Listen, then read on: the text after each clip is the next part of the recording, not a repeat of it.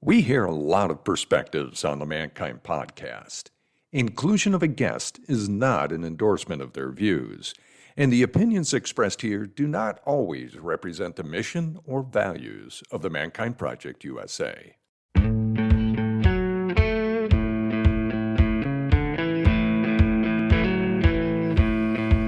Looks like the rain has gone. Hey, welcome back to the Mankind Podcast. This is Boyson Hodgson. This is part 2 of my interview with author and teacher Douglas Gillette. If you missed the first episode, it was episode 133. In this section, we continue our dialogue about deep integration of the archetypes, especially masculine and feminine, and then we move into a conversation about spirituality, connecting with the vertical dimension of our ever so finite existence on this planet. And this is a listener advisory. This episode was recorded in November of 2023, 1 month after the terrorist attack by Hamas and subsequent declaration of war by the State of Israel.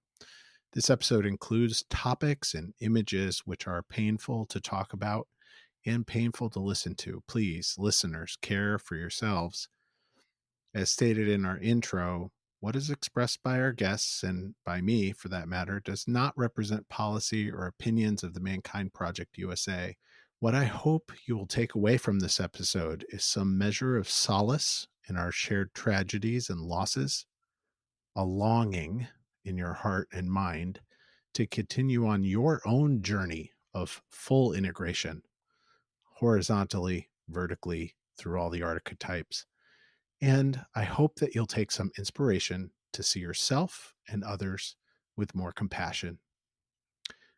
Because while we are not to blame, we are not at fault for all the legacies of pain and trauma in our world today, we are certainly responsible for what we make of it right now.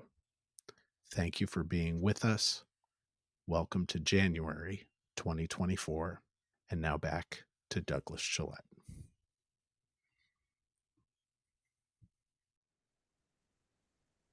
And with a deep breath, everyone, welcome back with Douglas Gillette on the Mankind Podcast. If you joined us for the last conversation, we spent a bunch of time talking about the archetypes, talking about differentiation, talking about dealing with our mother complexes and our father complexes to kind of become who we are fully as human beings. And we're kind of going to dive right back into where we were and head toward spirituality as well. So I'm just going to go back to something that you said, which was, we don't ever get rid of the darkness. We just kind of keep reorienting ourselves to it or changing it. So go back to that statement and let's pick up there. Yeah, obviously that's a whole universe, and we don't want to do a whole universe here. But you know, we're talking about the difficulty of becoming authentic, I guess is a way you can say it, authentically masculine, authentically feminine. And that's a problem for both men and women. Yes. It isn't just men become more man-like and women become more woman-like. It's much more complex than that, because men need to, speaking about internally, men need to integrate the feminine qualities, characteristics. There are some stereotypes here, but nonetheless, the stereotypes do speak about certain primal energies. Mm-hmm. In order to live romantically, but to live creatively. Yeah. It's that's insemination and reception and, mutually inspiring of one another in masculinity, femininity within the man. And as we were saying, that leads to creativity and wholeness beyond the integration of the 4 archetypes. Yeah. Same is true for women. Women need to integrate the animus, in Jung's terms, the inner masculine traits. And that's a complex process. So in order to be creative as well. Right. And in order to also move into the realms of influence and power that men have traditionally held, they need to incorporate some of those masculine traits. Of course, like everything about being human, it's hard to get it optimal. Yes. It is hard. It genuinely is. And so that men who, and admittedly, we're talking about brain structures, we're talking about hormones, we're talking about all kinds of stuff that is cultural influences and on and on and on. Yeah. As well as, primal instincts, which we inherited from millions of years ago. And trying to get all of that together in a way that works for me or you or any individual, that's hard. It's really hard. And I don't mean by saying what I'm about to say that I am in any way denying that there or unhappy with. In fact, I'm very happy that there is a rainbow, so to speak, of gender identities, many ways of being a male, many ways of being a female, and everything kind of in between. Yeah. And our ancestors, our immediate relatives, the chimpanzees, both the troglodyte form and the bonobo form, show all of this in their own societies. The regular chimpanzees tend to be more masculinist, but their females have a lot of power in their society too. And the bonobos tend to be, I guess you could say, more feminist in the sense of kinder, sweeter, more congenial, less interested in power, and so forth and so on. And again, I know it's easy to slip into stereotypes. I do not want to do that. Yeah. But there is some truth in stereotypes too. And we are the heirs of, both chimpanzees and bonobos and the common ancestor that lies behind the three of us. So we have to do this right, we have a lot to do. Men who are trying to break the power of the feminine over them, as in the mother, but and that's the core of it, may tend to become cardboard caricatures of masculinity, and they become caricatures, right, without integrating the feminine, and they're scared to death to integrate the feminine because that they haven't worked out their mother stuff, right, their mother issues. The mother's still scary, So there's a lovely, I love how this integrates with so many other episodes. If you listen to the Mankind podcast, right, we talk about man box culture in here, and Mark Green talks about dominance based masculinity, and it's right there. It's like when we are in denial of or unwilling to do the work to integrate these much bigger concepts, these much broader kind of understandings of masculinity, femininity, then we end up with this narrow, stereotypical, often dominance based, often kind of violent, kind of reactionary place.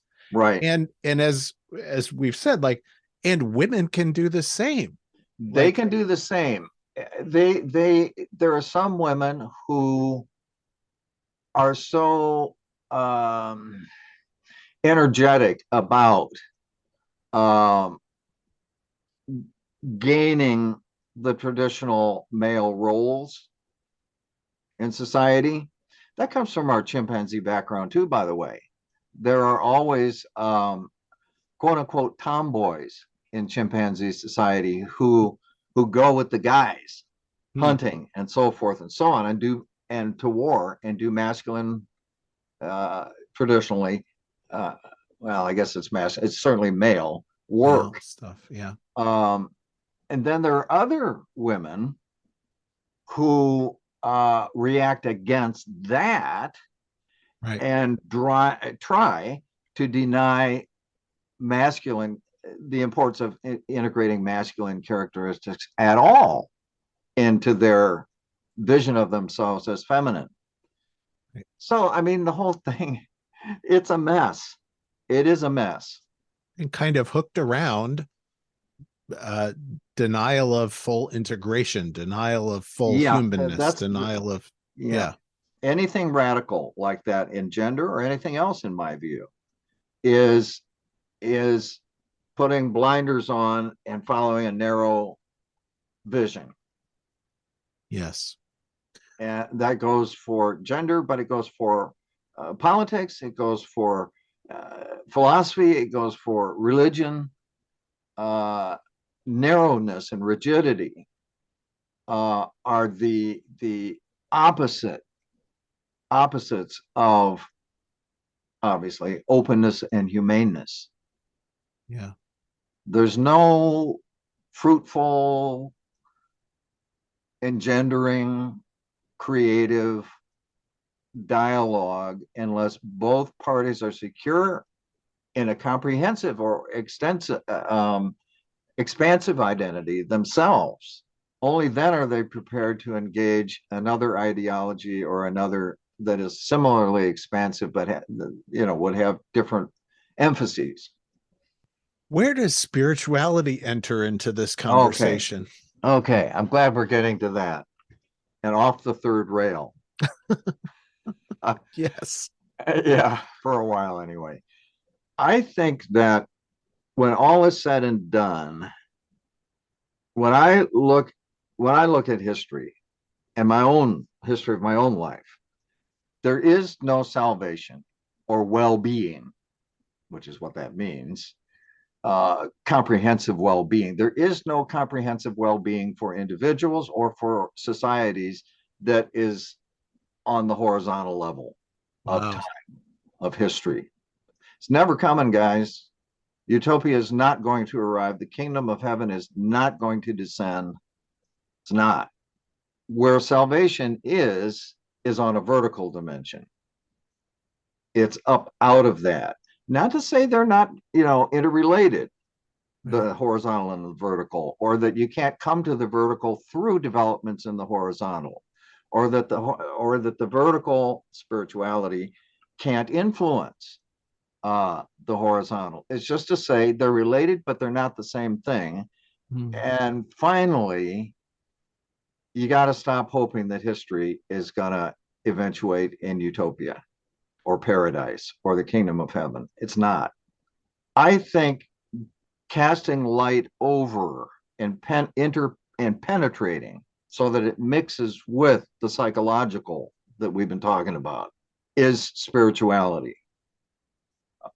Okay, let's say we've got the shadow poles of the archetypes, the four Yes. primary masculine are pretty well integrated, and we're expressing much of the time. It'll never be 100% of the time, but Right. much of the time, mature archetypes, king, warrior, magician, lover, talking about men now, that are both uh, integrated in themselves and integrated with each other, so that they're each, and the ego is conscious of that as much as possible.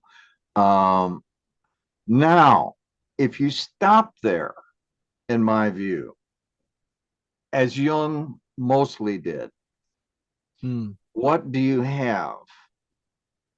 You have an attempt to become whole as nature is whole. And that's all you've got. Mm. That doesn't make you humane because nature is not. Woo. If nature were a person, one would have to say an incredibly integrated, vivacious, creative, but also very scary.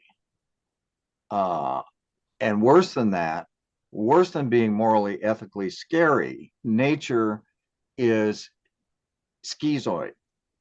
It's indifferent. Indifferent. Yes. So what do we do with people that behave like nature really? When we can, we either get them therapy or we put them in jail. Because to behave like nature is not a great virtue, in my view. Where psychology ends, and doesn't end, but you know what I mean, where it there is a lid on it. There is a cannot go higher in this mode kind of sign Yeah. at the end of psychological integration. And so it's self-limiting in that sense. And what we need, when I look at, again, the world situation, which we started with, Yeah. I see, I'm leaving out for the moment the wonderful, beautiful achievements of humankind and so forth. And I don't just mean in engineering and technology and medicine and science. I mean our cultural creations. Yes. And our capacities to love and care for each other and so forth in ways that are far beyond all of that, our chimpanzee ancestry. But so I'm just setting that over here for a moment. When I look at the overall behavior, of course, I'm thinking about Russia and Ukraine and Ethiopia, and I'm thinking about Israel and Palestinians and so forth and on and on. What I see is chimpanzee tribes at war with each other. Chimpanzees, especially if they've had attempted or actually had close relationships with each other, when they fight or go to war, which they do, they're even more vicious to each other the more intensely alike or connected they are. It's weird, but I mean, what's the difference between the culture of Ukraine and the culture of Russia? There are differences. They're significant to the two peoples, but they're very similar. Intertwined and interlocked for They are a very long time. So the bitterness is all the deeper. Hence, the cruelty is all the more cruel. What is the difference between, here's another third rail, Judaism and Islam? Not that the people are involved are actually acting for the most part out of religious motives. Right. But it's there. It's significant. The differences are significant, but really, when you look at it from a distance, they're very similar ideologies, very similar, much more similar to each other than either is to Christianity. Right. But I see chimpanzees at war with such rage and such anger. I know of, not knocking secularism, really, it's given us a lot of good, came out of modernity and reason and all that sort of thing. And we have reason, we got this way honestly, secular. But, brief story, one of my close friends is I guess you'd call it a classic modern agnostic / atheist, liberal. I mean, there are so many definitions of liberal, but progressive, green revolution, gender equality, save the redwoods, all of it, utopian. And with the outbreak of the Israel-Palestinian war, this time around, the barbarity from both sides, all understandable in a certain sense, I'm sorry to say. People go nuts when they have grievances that deep.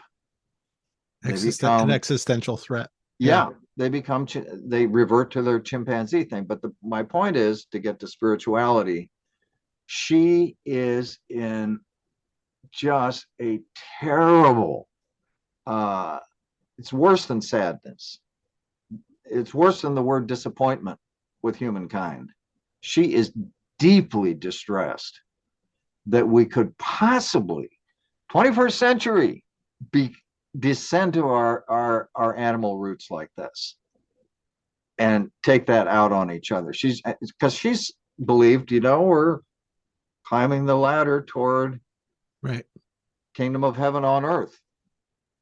And this is just So what's the importance of spirituality? It has a lot of vectors or ways of being important, I think. But one of them is what this friend of mine is experiencing in her. It's not depression, because it's depression is feelinglessness. In her deep, deep, deep disappointment is the fact that, I think, while we can make some progress on the linear thing historically, it's really not much in terms of basic human behaviors. We're great at gadgets. That's the one thing we're really, really good at. Right. Homoprosthesis. Yeah. Yes. Yes. But if her salvation, my friend's salvation, or sense of solace or well-being depends on human beings in history on the linear path reaching some great humaneness or some ecstatic ecstasy, being outside of ourselves, while we're still in nature, it's not going to happen. And that's what she's realizing. Yeah. So the only way, not the only, but the preponderance has to be a vertical. That's spirituality. And as you know, there are 5,596 ways to embrace that, and Right. and paths and so forth. And we can't obviously cover all that. We're not going to do comparative religion here, Right. but in history of religions, but that there is a dimension. We can imagine it. We can see it, feel it in states of ecstasy, joy beyond the bounds of the world, etc. Excuse me. We can sense that it is there. And many people can, at least in moments, experience it. Mm-hmm. Sometimes they think it's nature they're experiencing. In my view, they're not. Well, yes, but they're experiencing the spiritual shining through nature. Something shining through it. Yes. Thank you. Which at certain points in certain states of mind becomes translucent to what is behind it, beyond it, above it. I'll just make a generalization for me. It's for me only, that spirituality for me, while it may ultimately, I don't know, may ultimately mean becoming one with the or oneness. For me, it is becoming a more expansive identity as who I am. Yeah. That being lifted up and put in proximity. Excuse me, I'm talking too much. Proximity to the one, or to whatever, to the ultimate beauty. Plato said, the good. As a Hindu proverb goes, is it Hindu?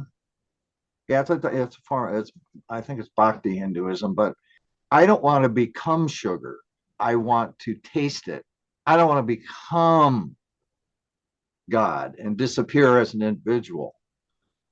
I want to be transformed above nature, above my nature, above history, but still be, in some enormously expansive sense, me experiencing love, beauty, goodness between, none of which can exist without persons, without identities. Right.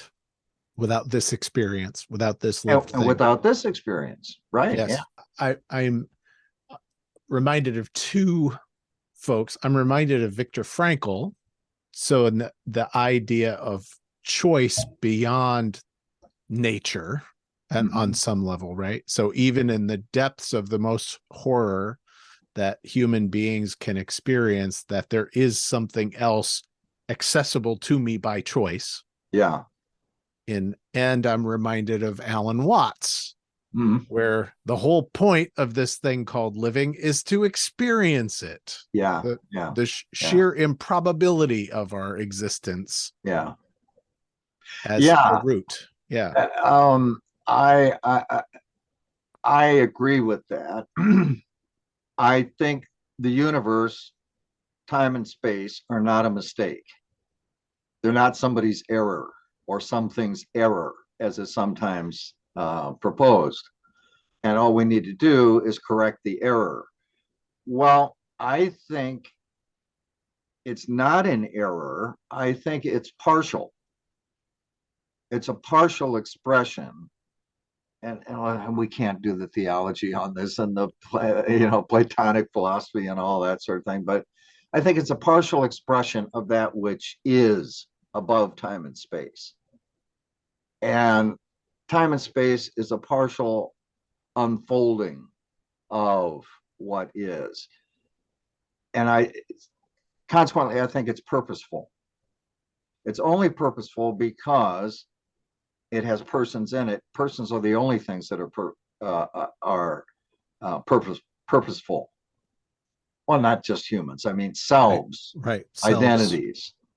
I mean, maybe even asteroids have a sense of I-ness. I don't know. I haven't tried to contact an asteroid's inner being yet, but they might.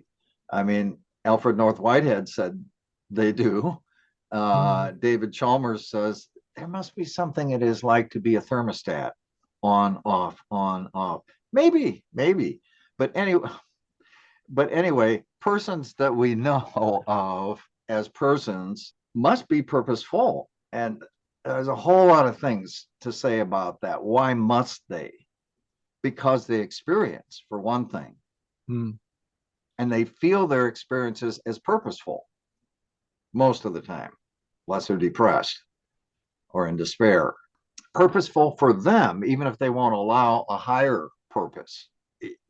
Even single-celled creatures behave as if they have some kind of I, some kind of self-awareness. Not anything like ours, of course, but they behave with purpose. It's not random. They select certain things, they deselect other things. They even pack hunt sometimes, food sources. But what the hell is that? It's certainly purposeful. It's not random. There may not be such a thing as random, but anyway, and let's just talk about us. If you stay exclusively in nature, you're going to finally discover yourself as insane. Wow. Yeah. Okay. As nature is. Behind the scenes, in all activity, I think, human activity, we can say, I think, attempts to make the world better, attempts to make ourselves more whole and integrated, everything we do, the work we do, the play we do, everything, the pleasure, behind it all is and what is fueling it is, I think, whatever is higher beyond nature. Simon Conway Morris, biologist, Okay. The Runes of Evolution, a tome, but it really repays the reading of it.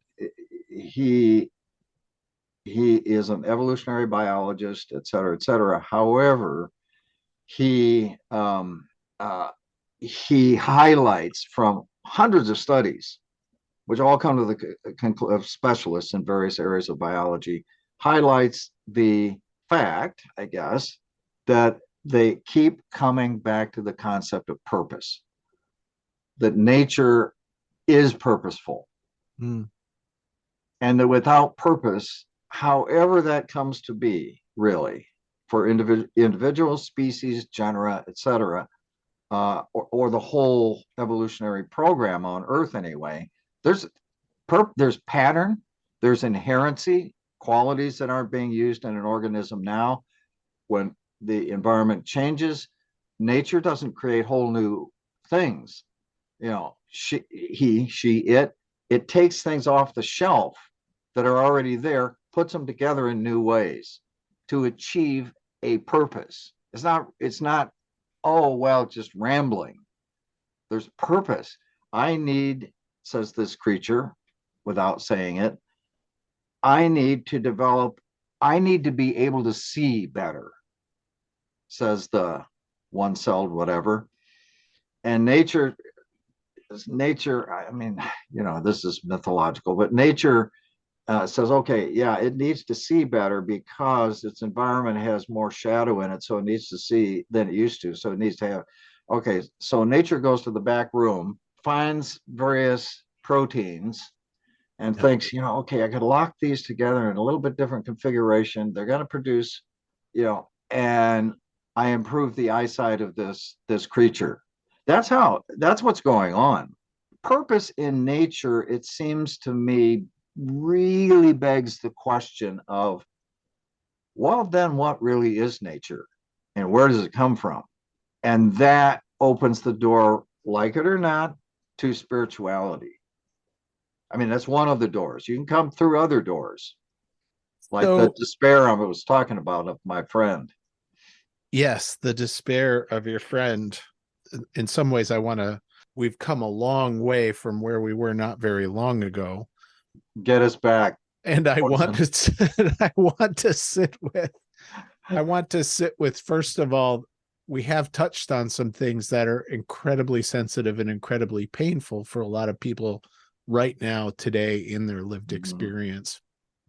And that sense of despair, I'm seeing that in every circle that I am a part of right now, that sense of a kind of impotence, hopelessness, despair that's sitting there.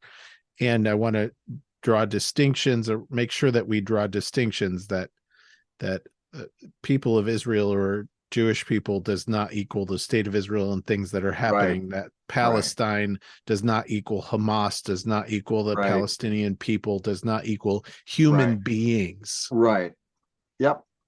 And that even in the inaction, even in the horror, even in the absolute horror of what's being perpetrated, human being against human being, like, those are all human beings too. Yeah. Which, the heart, right? My heart just. Yeah. When I see a baby pulled when I hear about babies in Israel having been riddled with bullets and maybe their heads cut off, maybe not, by the Hamas attackers, it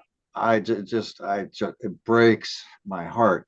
And I mean that really, really and truly, because I spent 10 months raising almost single-handedly our granddaughter from 3 months to 13 months until I couldn't physically do it anymore. So I'm very sensitive to that baby stuff, So I haven't seen the images of the babies shot up and beheaded or whatever in Israel, but what I have seen is Palestinian babies, dead babies being pulled out from under the rubble. And I think, oh my God, it's my granddaughter. I mean, how can we do these things? How on earth, from either side, can this be done? I literally get choked up. Yeah. And the way to not fall into despair, again, I mean, feel the despair of the horizontal journey. And then you may have to take a hard look at whether you're just prejudiced against the vertical, the idea of the vertical, of the transcendent, prejudiced by your modern upbringing and so forth, or if your experience of the vertical has been that the purveyors of it that you've encountered have been too rigid. Right. Yes. Or too stupid, uneducated, unsubtle, whatever you want to say, haven't been expansive enough in their thinking or their feeling. Right. Or what it is, what's the problem, for you. But if history has a lid on it in terms of upward growing humaneness, the human heart still longs for humaneness. Yes. Where's it going to find that? Yes. And each of us know, I think it's true, most of us, and I won't say all of us, know that feelings of deep, deep, deep empathy and kindness and fairness and peacefulness, and underlying that and infusing all of it, and the ultimate expression of it, love. Yes. There is nothing like that in any other. Oh, this is satisfying, that's satisfying, this is, oh yeah, okay. But there's nothing that makes the human being ring like a bell as love does. We just know it's the most fulfilling thing there is. That's up there. I mean, it's down here, but it comes from up there, in my view. Because if love was the dominant force, nature would not be psychotic, neither would we, and history would go somewhere. And to recognize that history will continue, the horizontal will continue. Yeah, right? yeah. The horizontal is just going to keep until continuing. the last neutron or proton dissolves, dispersed, and if that's the fate of the universe. Yeah. And even then, there's going to be history in quantum particles, but let's leave that alone. In that sense, it goes on forever, but for us, it doesn't. So for me and for our other listeners, right, first, I'm just going to say the Mankind Project has a mission statement that includes spiritual awareness as one of its 3 core components: emotional maturity, spiritual awareness, and deepening community as the 3 pillars of our mission statement. Yeah. So I know when I am able to access that other vertical. What do you recommend as starting places for listeners to start to access that? It would depend entirely on the person, on the individual.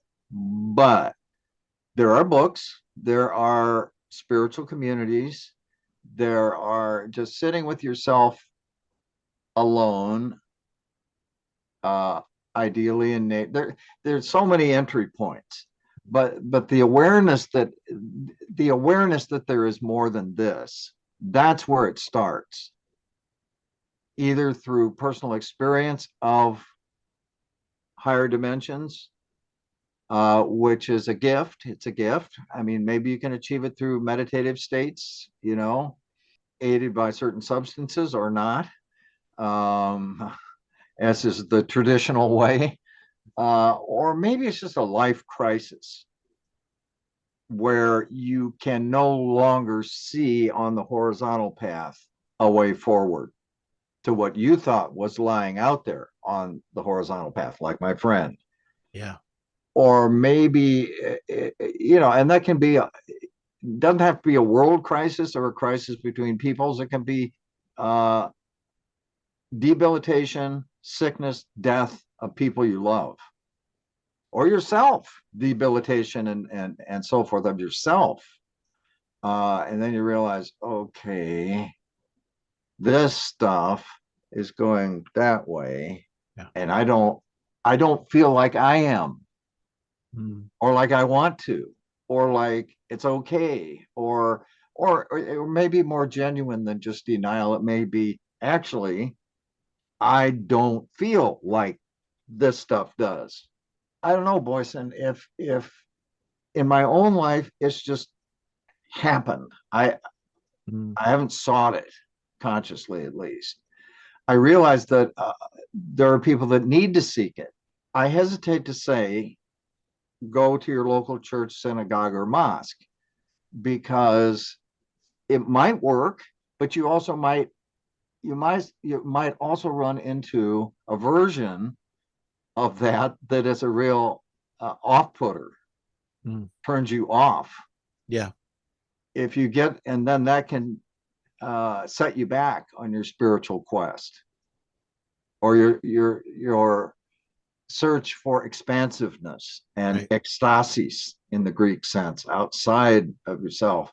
I'm afraid that my experience of organized religion, huge generalization, but I've had quite a bit of experience. It is not always true, but often true, that there is an invisible sign on the door of the institution, whatever it may be, that says check brain at door. Mm. But if you're not put off by that, or you don't see it and you're okay with what goes on, that's an avenue.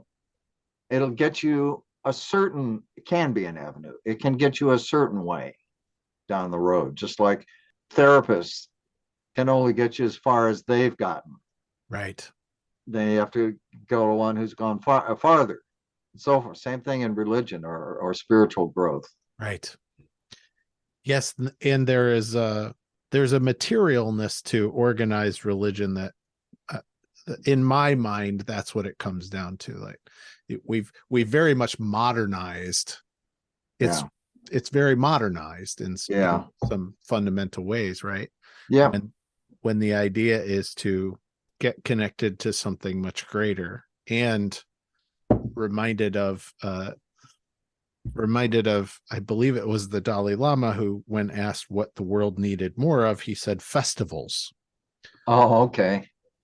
So the interconnection and being of humans in space together, in song, in dance, in shared breath, in shared space, like there's something powerful and certainly meaningful. Yeah, that's what you said that much more beautifully than I did when I was trying to talk about going to church or mosque or synagogue, or I think we exist as ourselves only within social contexts, as the selves that we can normally access. And let's put it that way. I think there are elements or layers of ourselves that are beyond our immediate interactions here. But I do think we're interacting all the way up and all the way down with others. Yes. But human community, where it's at, if it is, but I think there's a prelude to what you just said, maybe, and that is that a lot of the community that you're becoming a part of and dancing with and singing with and so forth, in order for it to be, I mean, you can experience the joy of community in any community, yes, including Hamas. So we have to be careful. Ouch. Right. Yeah. So we have to be careful about what we're joining or what we're because you can experience community in benevolent communities and hateful communities and mixtures of all of the above, and feel that same rush. But the question is, for me, the prior question is it a humane community? Yes. And not just humane to its members, but humane to the others too. Yes. And if it is, dance. And if it isn't, probably best to sneak out the back door. And if it is, dance. Yeah. That brings up so much emotion for me. Just the way that you said that and the way that it landed in my body was, if it is humane, not just to us in here, if it is humane to the others, all those others, then dance. Yeah. You want to promote something. You want to talk a little bit about something that you're going to be starting in 2024. Please tell us about that. Okay. Thank you. It's kind of what we just were ending on, actually. I've taught emeritus courses at Oakland College in Skokie, Illinois for 20 years. Most of it academic stuff, from history of religions to quantum physics to evolution of life on Earth to cosmology to, I mean, just ancient Egyptian origins of Christian theology, et cetera, et cetera. I mean, is it called The Universe and Everything? What was your course? What was the course name that you said? Well, I finally am through this semester with the academic heavy lifting. I'm tired, and I've taught pretty much the world and other things. So what I would like to do, and my students that I have now are excited about, is, once I'm out of Oakton College, which would be soon. After the first of the year, do a start up